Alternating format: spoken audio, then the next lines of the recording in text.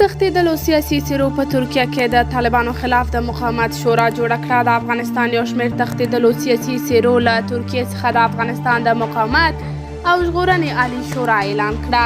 دوی د ترکیې په انقره ښار کې د عبدالرشید دوستم په کوربتوب سره یو ځای شوي وو او د جمهوري نظام د سقوط پړی یې پر بې واکه شوي ولسمشر محمد اشرف غني واچوله.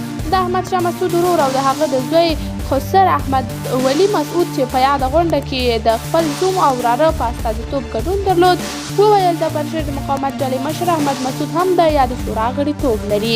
ویل شوي چې دغه نوې شورا مشر نه لري، هره غونډه به یې نوبتي مشر لري او دریځونه به یې د ویان له لوري رسنیز کیږي. سربیره پر دې به د دغه شورا چارې د 10 کمیټو په چوکاټ کې بحث وړل کیږي. د شورا په یو شمېر ولایتونو کې د طالبانو خلاف د ادعا کیدونکو مقاومت جګړو د ترسره کېدو ملاتړ هم کړی دی.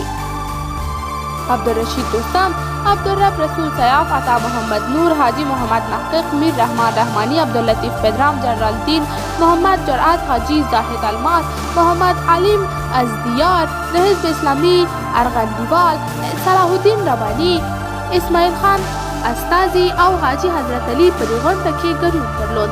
سربیره پر یونس قانوني، احمدضیاء مسعود او د یو شمېر ښځینهو په ګډون د شورا نورو غړو په انلاین بڼه په دې غونډه کې ګډون کړی و.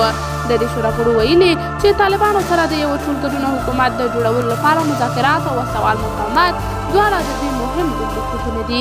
طالبانو د دغه شورا په اړه خپل دریځ نه دی ښودلی. په ټولنیزو رسنیو کې بیا ډېر شمېر افغانانو دغه شورا ته توند غبرګونونه ښودلي دي.